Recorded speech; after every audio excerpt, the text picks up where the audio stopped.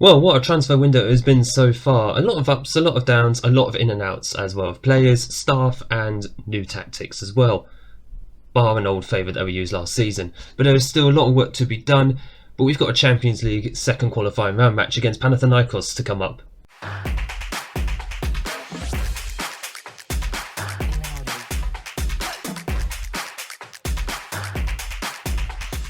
Hello and welcome back to Unemployed to Legend, Club 2 episode 19 with Dundee United. My name is Craig and come up in today's video we have the one match against Panathinaikos in the Champions League League Path second qualifying round second leg. What a mouthful that absolutely is. But we've also got the transfers that have been happening over the entire summer, so just a one match episode for you today.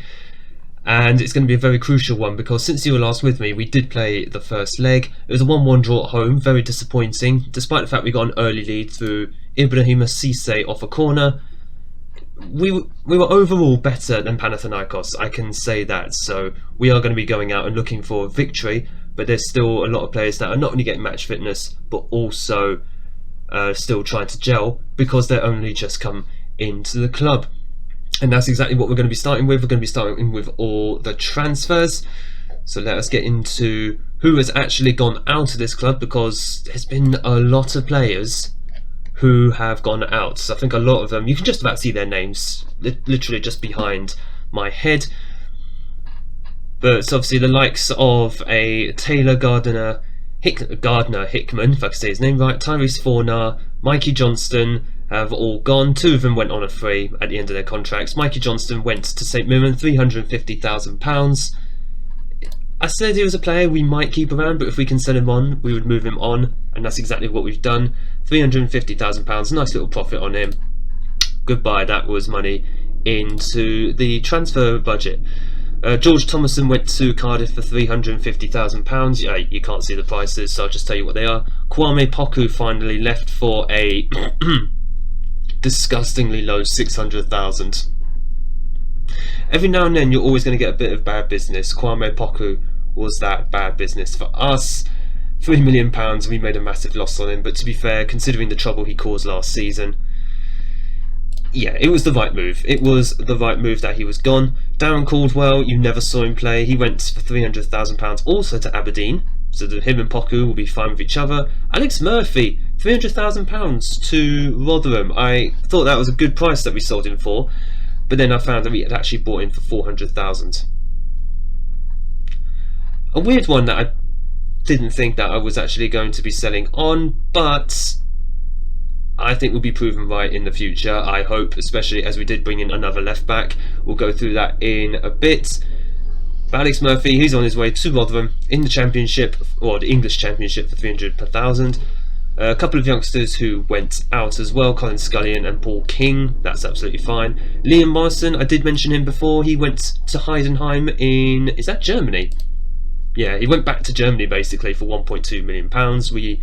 I'd already confirmed this at the end of last season because he wanted out, he wasn't getting the game time, he wasn't happy, so we said bye bye. The fans are actually quite happy we got 1.2 million for him, and I can see why. We bought him for 180,000. I just felt his potential was limited and he just wasn't getting in the squad anymore. Maybe if he did, we might not have been as bad defensively, but we'll never know now. Robbie Cundy, he came back from a loan at no, I can't remember where he was on loan. He's gone out on loan again. He came back from Crawley. He's now at Fleetwood. He's someone I actually want to get rid of, but it was either that or he just sits in my reserves. But another couple of players, defenders actually, Darnell Johnson and Ryan Edwards both left. Darnell Johnson is on loan to St Mirren in the Premiership, and Ryan Edwards I think has dropped down to the Championship, the Scottish Championship, yeah, for £40,000. He arrived on a free, so we managed to get a slight profit out of him for a 33-year-old. That's not too bad.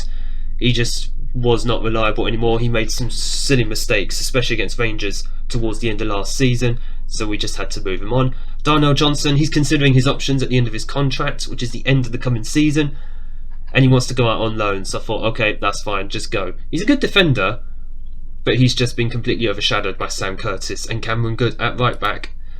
Although the only reason I let him go on loan is because I thought we were going to get another centre back in.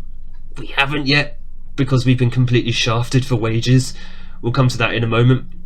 Rory McLeod, a youngster, former youngster of ours, he's gone to QPR, £250,000, rising to 850,000 with instalments, clauses, etc., etc., assuming he actually plays some games. But we'll keep an eye on how he does. Hopefully he'll land us a little bit of money. And a couple more loans of 2 players who we've literally just bought in, who we will go through in just a moment. But first up, we're going to go through the players who have come in. Jogvan Samuelsson, a 19-year-old Faroe Islands international. We've bought him in what seems like a big price, £1.5 million. But when you consider we snatched him from Hibernian, he's already played Premiership games, and he's got, has he got that 5-star? Yes, he does. He has 5-star potential. He's a Premiership player already. And when you look at him, he kind of has Fabio Mane vibes, which is probably just as well because Mane is actually out for another 2 weeks or so we won't see him in this episode. But he's someone who, just like Mane, who is better at left mid, but he's a natural at central midfield. He's got the physicality to do it. He's got plenty of places and plenty of time in which he can improve. He's also had 22 games for the Faroe Islands. I think that's a very good deal for us. £1.5 million for a player who, quite frankly, is worth a lot more. Well, he will be worth a lot more than that with some game time.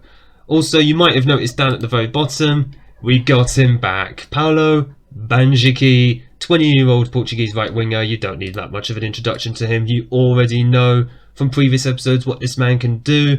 I am so happy he has returned to us. So I offered the loan for him, and it said in the news feed Banjic was willing to come back. That's all you need to know, isn't it? He is someone who we absolutely wanted to get back in. You also remember, I'm guessing, Finlay McAllister. We've got him in on a free from Manchester United. He's going to be our ball-winning midfielder. Got the physicals for it. He's got the stamina, the strength. Mentally fairly strong as well. Not that great in marking, but in the tackle, he is very good. So now I remember that very well from last season. On a free for £9,500, which, if we continue to be in the Champions League, or just in Europe in general, absolute bargain of a price. Right, we got some actual new signings from here on out now. And the next 2 players I bought in, both from Newcastle United, they've both gone out on loan because they're players for the future. I say MacArthur is more a fringe player, but I digress. Charlie MacArthur is a centre-back, 22-year-old Scottish centre-back. On a free? Yes, on a free from Newcastle United. I'm having to remind myself already. He's got that only 3.5-star potential ability, but he's 2.5-star current ability, but he is out on loan just so he can get some match experience. Where's he gone on loan actually? Oh no, hang on, sorry, no, he's still here. So it's another central defender I sent out. Okay, MacArthur will be getting some game time with us because we need some fresh blood at the back, even though I'm still in the market for another centre-back. The main reason I haven't bought a main starter for centre-back just yet is because a lot of them are asking for too much in wages. I think there was one guy we pushed the boat out, £15,000 wages, but he ended up accepting a English Championship offer, $25,000 a week or something, and I'm just sitting here thinking, we can't compete with that yet because we haven't got the Champions League money in. Evgenios Spyrou, a good example of those wages. We bought him in. He's a Cypriot international, £2,000 a week. He's on loan at Sheffield United. He's someone for the future. He's got that 4-star potential ability, 2-star current ability. But yeah, we're literally in the market at the moment for cheap players, and it's a little bit frustrating, especially if we want to be competitive in Europe. But that's why I'm hoping this next guy we bought in will be a bit of a difference maker. We didn't get Alfie Babbage back in as our striker who was on loan with us last season because Aston Villa were not prepared to loan him back. So we ended up having to go into the market for someone else. And I believe this man is the replacement. He's not as fast, but he's just as good everywhere else. Dion Drena Beljo, 25-year-old, former under-21 Croatian international. Got him on a free from West Ham in the Premier League. He has played Premier League games. Otherwise, he's pretty much just been around England, France and Croatia his entire career. Good player for this level. Leading Premiership player in the future, which will hopefully translate into Europe as well. He is on a squad player role Wait, is that what he's on? Is playing time? Yeah, squad player, because of course Johnny Kenny is the man around here. So you'll see him get game time. It's just going to be a case of whether he will actually take it. He's also professional as well. I like that. He can also play as a deep line forward, which we will be using on occasion, I feel. And as he likes to come deep to get the ball, very, very happy with that.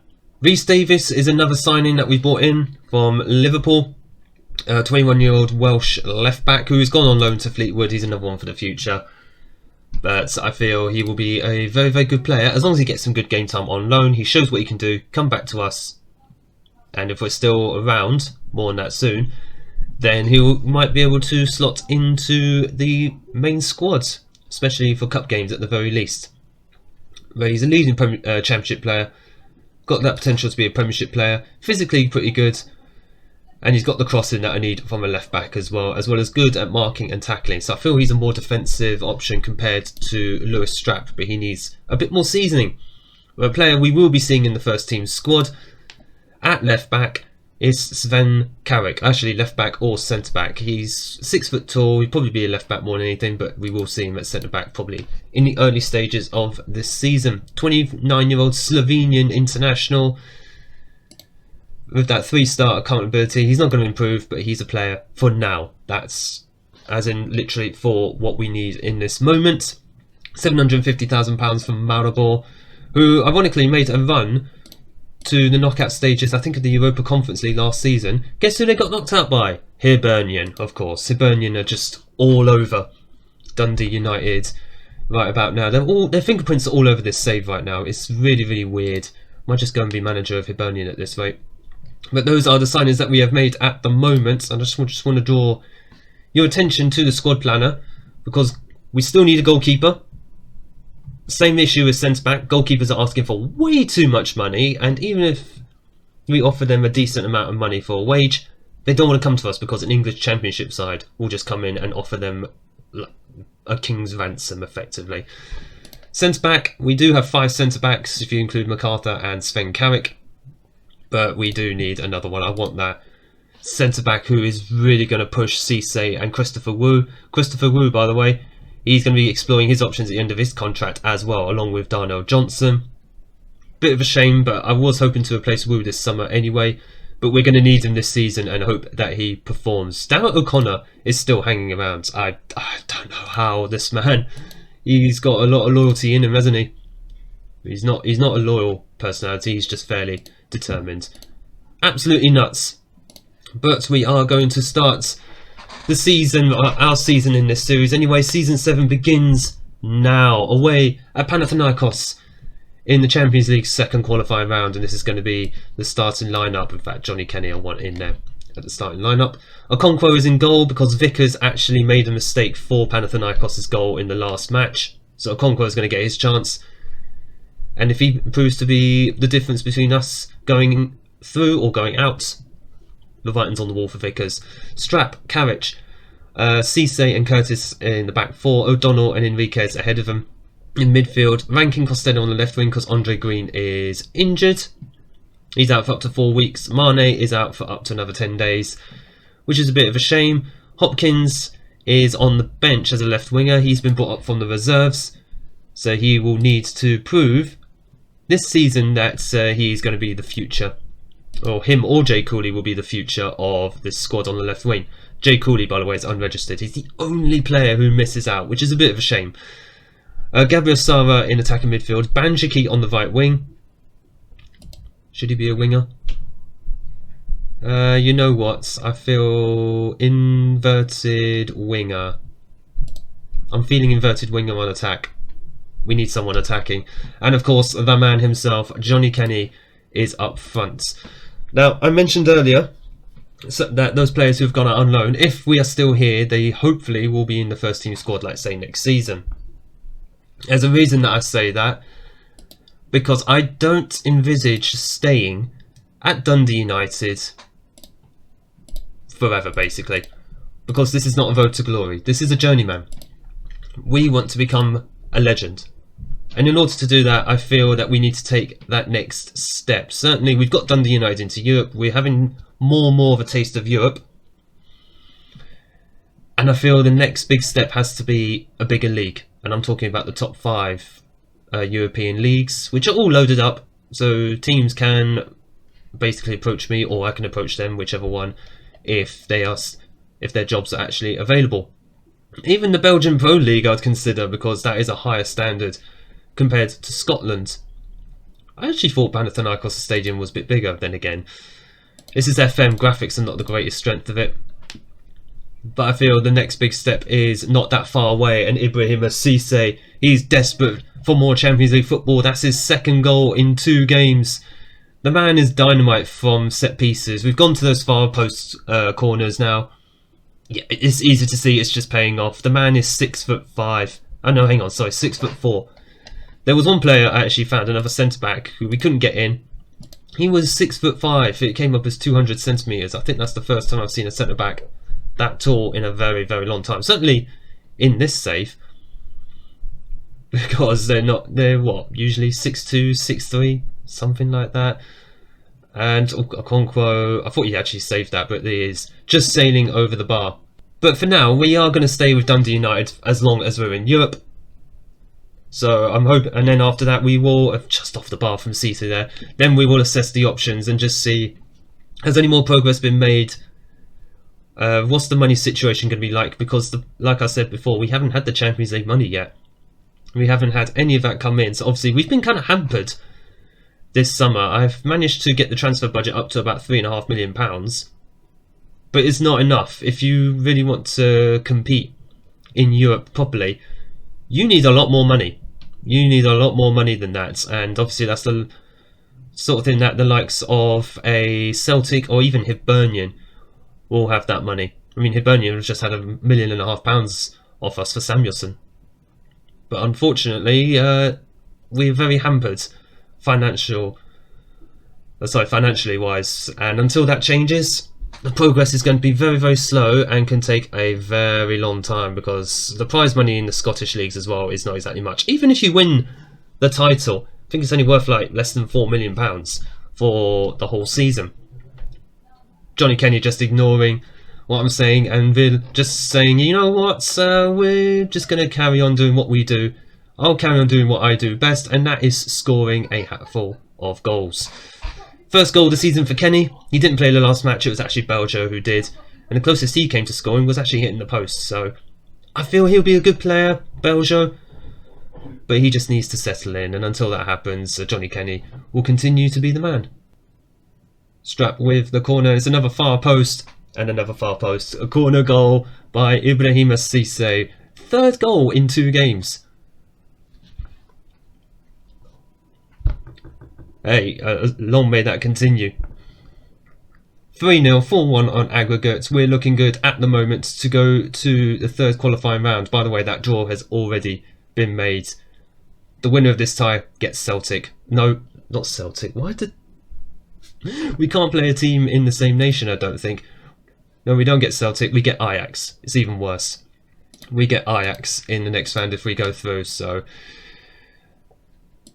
The only positive I can get from that is we get to measure up how we look against a actual established European side. Although I'm not totally convinced, because obviously Ajax have a lot of European pedigree. And I can only assume they're still dominating the Eredivisie. The Eredivisie is not loaded up, just like the Greek Super League in all fairness, but if they are still dominating Eredivisie, still going to be a very, very tough game. There's Banjiki, got the ball in the box, just pass it, thank you. Oh, it's been blocked, that's a bit of a shame. Oh, Curtis, that's 2 interceptions, or 2 robbings of the ball that he's just made in a matter of minutes. Right, I feel it is time to make a couple of substitutions. Cisse is looking very tired. Christopher Wu is going to come on, his first appearance in the season. Gabriel Sara is going to go off. He's going to swap with Enriquez. And McAllister, yeah, we're going to get McAllister on. Just swap with O'Donnell, play him forward. McAllister can sit in as the ball-winning midfielder. Rankin Costello, he's going to go off for Chris Hopkins. Let's have a look at Hopkins. He needs a chance to shine, and I want him to do so this season. I want him and Cooley to have good seasons, because I want to see if they're good enough to replace Andre Green. Obviously, Andre Green is out to start this season, so it's down to the pair of them. to actually stake a claim for that starting spot. Johnny Kenny. I said he was the man. He continues to show he is the man. 4-0, 5-1 on aggregate, 24 minutes to go. I've just summed it all up right there. Beautiful stuff by Kenny. Rounds the keeper. Their keeper just had an absolute madness there. Eccentricity, about 15. And that's not what I want in my goalkeepers. So I'm trying to go for goalkeepers who are showing much less than that. We are just going to lower the tempo a bit. There's no point killing our players at this point. And we might need to make a couple more substitutions because a lot of players are tiring. Banjiki, in fact, O'Donnell. You know, O'Donnell's going to go off. Samuelson's going to come on, his first appearance of the season. Can he play? Can Chris Hopkins play on the right? No, he can't. Okay, never mind. Banjiki is very tired. Oof, we don't have another one on there. Oops, did not want to do that. Who's the last change that we're actually going to make? Right, Lewis Strapp is going to go off. Carrick can go to left back, and O'Connor is going to come on at centre back. He's effectively a bit part player. I've tried to adjust a lot of the playing time of some of these players, and O'Connor's one of them. He's now just a squad player, which is absolutely fine. Doesn't need to be anything more than that. If anything, he probably wouldn't expect to be any more than that after last season. He should have got the message. Let's just slow everything down. A lot of our players are tired. A lot of their players are also tired as well. I don't think they have much left in the tank. Doesn't matter. Ajax awaits in the third qualifying round of the Champions League, of which we will be back for in the next episode. How much money do we get actually for appearing in this round? Well, there's your answer. 86k. I thought it was more than that. Seriously? 86k? Let's just have a look at the rules here. It's the League Path second qualifying round? Yep. 86k. 86k. Right. Wow. We're going to need the group stage, or sorry, the league phase, as quickly as possible. Well done to Cisse. 2 goals in that game. 3 goals overall in both matches. And that's all you can really ask for. Next episode, though, we are going to come back for the second leg against Ajax. It'll be away from home. Good grief, that's going to be a very tough match. But regardless, that win actually means we are guaranteed European League phase football, regardless of which competition it is. I'd love it if it was Champions League, but we have to get past Ajax first in the next round. If you have enjoyed this episode, make sure you hit the like button down below and smash the big red subscribe button so you don't miss the continuing European adventure that we've got going on for Dundee United. Thank you all so much for watching. Apologies this video was late as well if you're watching it on the day that it's coming out. I appreciate your support and look forward to seeing you all in the next episode.